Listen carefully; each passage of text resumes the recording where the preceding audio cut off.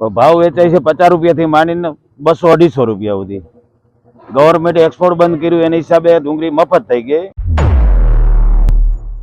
સૌની યોજનાનો જે વાલ બંધ થયો હતો આજથી 20 દી પહેલાં, એ વાલ આજ ચાલુ થઈ ગયો છે અને અમને તમામ ગાંધીનગરથી અમને કુંવરજીભાઈ બાવળિયાનો પણ સપોર્ટ મળ્યો છે, કલેક્ટરનો પણ સપોર્ટ મળ્યો છે અને પુરવઠાના બધા સાહેબોનો જે છે અત્યારે અમને બધાને સપોર્ટ મળ્યો છે. ખેડૂતોને મૂળી તાલુકામાં પાણીની શરૂઆત થઈ ગઈ છે અને તળાવો અને ચેકડેમો ભરાય છે એટલે ખેડૂતોને રવિ પાકમાં કોઈ તકલીફ રહેશે નહીં. એટલે સરકારશ્રીનો પણ અમે આભાર માનીએ છીએ. આ ભાવમાં તો ડુંગળી અમને પોહાતી જ નથી.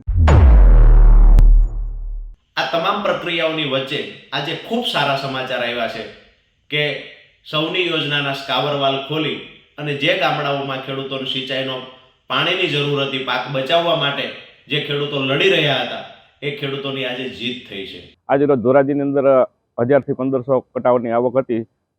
છેલ્લા 3-4 દિવસથી આવકોમાં થોડો વધારે ઘટાડો હોવાના કારણે ભાવમાં થોડી તેજી જોવા મળી હતી. આજે ડુંગળી 100 થી લગાડીને 410, 20, 30 લગીને સારી ક્વોલિટીના માલ વેચાણા છે.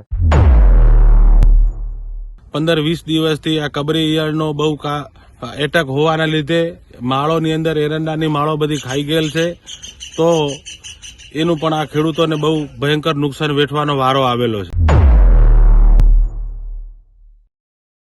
એક બાજુ ખેડૂતોએ લડત આપી સોની યોજનાનું પાણી મેળવ્યું, બીજી બાજુ ખેડૂત પોતાની ડુંગળીના પૂરતા ભાવ ન મળતા પરેશાન તો બનાસકાંઠાના ખેડૂતોના પાકમાં કાતરા નામની ઈયળોનો ઉપદ્રવ અને હવે બટાકાના પાકનો વિકાસ થાય તે પહેલા સુકારાની એન્ટ્રીથી જગતનો તાત ચિંતિત બન્યો છે. નમસ્કાર, હું છું અમન પટેલ અને લઈને આવી ગયું છું ખેડૂતોનો અવાજ. ખેડૂત અગ્રણી રાજુભાઈ કરપડા રામકુભાઈ કરપડાની હાજરીમાં અનેક વખત સુરેન્દ્રનગર સિંચાઈ વિભાગની કચેરીએ રજૂઆત કરવા ગયા હતા, ત્યારે અધિકારીઓ દ્વારા પાણીનો વાલ્વ થોડા સમય માટે ખોલી આપ્યો, પરંતુ અચાનક ફરીથી પાછો કોઈને જાણ કર્યા વગર બંધ કરી દેવાયો હતો. મૂળી તાલુકાના ગામોમાં છેલ્લા 20 દિવસથી સોની યોજનાથી નર્મદાના નીરના વાલ્વ બંધ કરવામાં આવ્યા હતા. ખેડૂતોને ખાસ પિયત માટે પાણીની જરૂરિયાત હતી, ત્યારે અચાનક વાલ્વ બંધ કરવામાં આવ્યા હતા. ત્યારે 19 ડિસેમ્બરના રોજ ખેડૂતે સુરેન્દ્રનગર ખાતે સોની યોજનાની ઓફિસમાં રાજુભાઈ કપડાની આગેવાનીમાં ઉગ્ર રજૂઆત કરવામાં આવી હતી. ત્યારબાદ 24 ડિસેમ્બરના રોજ ખેડૂતોએ વડોદરા મુકામે મોટી ખેડૂત સભા યોજી હતી અને આંદોલનનું રણસિંગુ ફૂક્યું હતું. ત્યારે તંત્ર પણ હરકતમાં આવેલ અને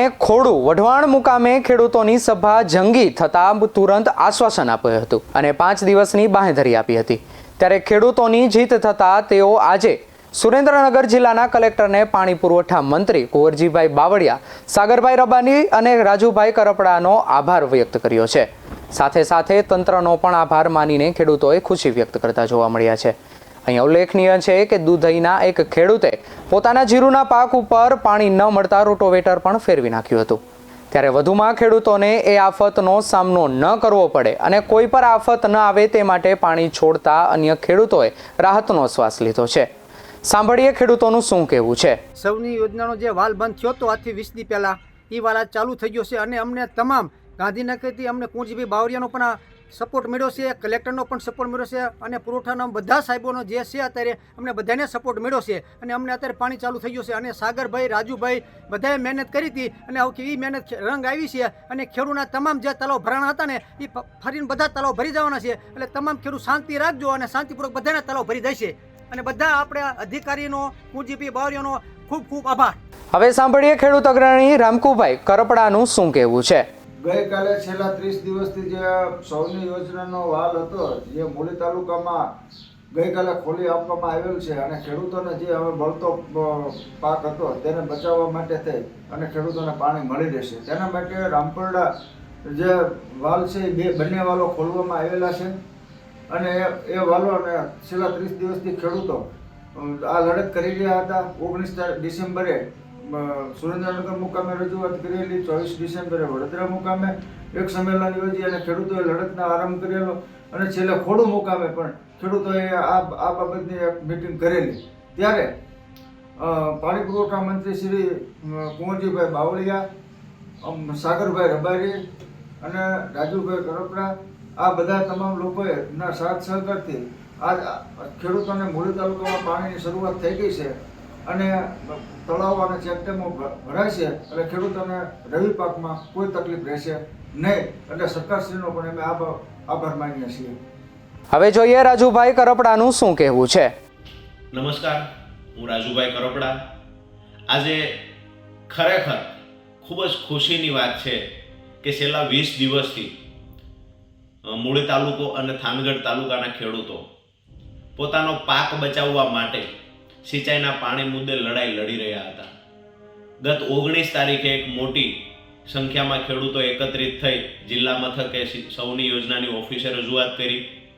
ગત 24 તારીખે વડોદરાના હજારોની સંખ્યામાં મૂળી તાલુકાના વડોદરા ગામે ખેડૂતો મળ્યા. ત્યાંથી આહવાન કરવામાં આવ્યું કે જો સિંચાઈનું પાણી ખોલવામાં નહીં આવે તો ખેડૂતો પરિણામ ન મળે ત્યાં સુધી મોટી સંખ્યામાં સંગઠિત થઈ લડશે, આશ્ચર્યચકિત કાર્યક્રમો આપશે. ત્યાર પછી વઢવાણ તાલુકાના ખેડૂતો પણ મોટી સંખ્યામાં એકત્રિત થઈ આ સભા યોજાઈ અને મૂળી થાનગઢના ખેડૂતોનું સમર્થન જાહેર કર્યું. આ સમયગાળામાં 20 દિવસમાં 5 થી વધારે રાત્રિ સભાઓ થઈ, અવનવા કાર્યક્રમો આપવામાં આવ્યા અને આવતીકાલે એટલે કે 4મી તારીખે મહારેલીની પણ જાહેરાત કરવામાં આવી. આ તમામ પ્રક્રિયાઓની વચ્ચે આજે ખૂબ સારા સમાચાર આવ્યા છે કે સૌની યોજનાના સ્કાવરવાલ ખોલી અને જે ગામડાઓમાં ખેડૂતોને સિંચાઈનો પાણીની જરૂર હતી, પાક બચાવવા માટે જે ખેડૂતો લડી રહ્યા હતા, એ ખેડૂતોની આજે જીત થઈ છે. સૌની યોજનાના સ્કાવરવાલ આજે 20 દિવસ પછી ખોલવામાં આવ્યા છે. ખરેખર હજારો હેક્ટર જમીનમાં સિંચાઈનું પાણી પહોંચશે. ખેડૂતને કરોડો રૂપિયાનો 2 તાલુકાના ખેડૂતોને ફાયદો પણ થવાનો છે. આ તમામ લડાઈમાં જે સહભાગી બન્યા છે, જે કોઈ પત્રકાર મિત્રો હોય, ખેડૂત આગેવાનો હોય, અધિકારીઓ પણ પોઝિટિવ વેથી સપોર્ટ કર્યો છે, આ તમામનો અમે હૃદયપૂર્વક ખેડૂતો વતી આભાર માનીએ છીએ. હવે વાત કરવી છે ગરીબોની કહેવાતી કસ્તુરીની, જે જગતના તાતને રોવડાવી રહી છે. જ્યારથી ડુંગળીની નિકાસ બંધ કરવામાં આવી છે ત્યારથી ખેડૂતોને પોષણક્ષમ ભાવ ન મળતા રાજકોટ જિલ્લાના ધોરાજીના સરદાર પટેલ માર્કેટિંગ યાર્ડમાં ડુંગળીની આવક ઘટી છે. ધોરાજી યાર્ડમાં ડુંગળીના પૂરતા ભાવ ન મળતા હોવાને કારણે ખેડૂતોની મૂંઝવણ વધી છે. પહેલા સરકારે નિકાસબંધી કરી, જેને કારણે ભાવ ગગડ્યા છે. બીજી બાજુ ટ્રક ડ્રાઈવરોની હડતાલને કારણે વેપારીઓ ડુંગળીની ખરીદી કરતા નથી. ડુંગળીના ભાવ તળિયે બેસી જતા ખેડૂતોમાં નારાજગી જોવા મળી છે. ખાતર, પાણી, દવા, બિયારણનો જે કાંઈ ખર્ચ થયો છે તેના કરતાં પણ ઓછા ભાવ અત્યારે મળે છે. ધોરાજી માર્કેટિંગ યાર્ડમાં ડુંગળીના પ્રતિમણ ભાવ 50 રૂપિયાથી 300 રૂપિયા બોલાય છે. એક તરફ માવઠાના માર બાદ ઉત્પાદન ઓછું અને ભાવ ગગડતા ખેડૂતોને આર્થિક ફટકો સહન કરવાનો વારો આવ્યો છે. સાંભળીએ ખેડૂતો અને વેપારીઓનું શું કહેવું છે. મારે 15 વીઘાની ડુંગળી છે, ધોરાજી યાર્ડમાં આવ્યો છો. ભાવ વેચાય છે 50 રૂપિયાથી માંડીને 200-250 રૂપિયા સુધી. ગવર્મેન્ટે એક્સપોર્ટ બંધ કર્યું, એના હિસાબે ડુંગળી મફત થઈ ગઈ. માથે જતા ટ્રક હડતાલ થઈ, ડુંગળી હાવ મફત કોઈ લેવાવાળું નથી અને યાર્ડે આવતીકાલ બંધ કરવાની ક્યારે જાહેરાત કરે છે. તો અમારે શું કરવું, ક્યાં ડુંગળી વેચવા જાવી? ખેડૂતની હાલત બહુ ખરાબ થઈ ગઈ કે એક્સપોર્ટ બંધ થયું એના હિસાબે હાવ બંધ થઈ ગયું, કે એકદમ બંધ કરી દીધું એટલે ખેડૂત એકદમ હેરાન થઈ ગયા. પેલા કેટલા ભાવ મળતા હતા, અત્યારે કેટલા ભાવ? ખેડૂત એક્સપોર્ટ બંધ નહોતું કર્યું ત્યારે 400 થી 700 રૂપિયા, ઊંચામાં 800 રૂપિયા. હવે એના ભાવ થઈ ગયા 100 થી 150. બહુ ઊંચી હારી ડુંગળી હોય તો 200 રૂપિયા, 250 રૂપિયા, બસ. એથી ઉપર કોઈ લેવલ નથી. ટ્રાન્સપોર્ટેશન બંધ થયું એની હિસાબે હાવ બંધ થઈ ગયો. યાર્ડે બંધ થવા માંડી ગયા. કોઈ લેનાર નથી, વેપારી નથી, કોઈ આવતું નથી, કોઈ ખેતરમાં આવતું નથી. હું ડુંગળી લઈને ધોરાજી માર્કેટ યાર્ડમાં આવ્યો છું. 50 થી 200 રૂપિયાના ભાવ છે. ટ્રક હડતાલના હિસાબે કોઈ ડુંગળી લેતું નથી. એક્સપોર્ટ પહેલાં ચાલુ હતું તો અહીંયા 700 થી 800 રૂપિયા ભાવ આવતા. એ જ ડુંગળીના અત્યારે 100-150 રૂપિયા આવે છે. આ ભાવમાં તો ડુંગળી અમને પોહાતી જ નથી. ખર્ચાની વાત, વાતાવરણ ખરાબ છે ને એટલે ખર્ચા બહુ ચડી ગયા. ઉત્પાદન આવ્યા નથી, માવઠાના માર પડ્યા એટલે બધું વાત જવા દે એવું થઈ ગયું છે. ટ્રાન્સપોર્ટેશન બંધ થયું એના હિસાબે અહીંયા ડુંગળીમાં કોઈ લેવલ નથી અત્યારે. યાર્ડ એક તો યાર્ડવાળા એમ કહે છે કે આવક બંધ કરવાનું કહે છે. હવે અમારે આ કરવું શું? ડુંગળી ખેડૂતોની પોઝિશન બહુ ખરાબ છે. પેલા 700 થી 800 રૂપિયા મળતા હતા, અત્યારે 50 થી 200 રૂપિયા. ખર્ચા તો વીઘે 25-30 હજારનો ખર્ચો થઈ જાય પકાવવામાં. આજે રોજ ધોરાજીની અંદર 1000 થી 1500 કટાવની આવક હતી. છેલ્લા 3-4 દિવસથી આવકોમાં થોડો વધારે ઘટાડો હોવાના કારણે ભાવમાં થોડી તેજી જોવા મળી હતી. આજે ડુંગળી 100 થી લગાડીને 410, 20, 30 લગીને સારી ક્વોલિટીના માલ વેચાણા છે.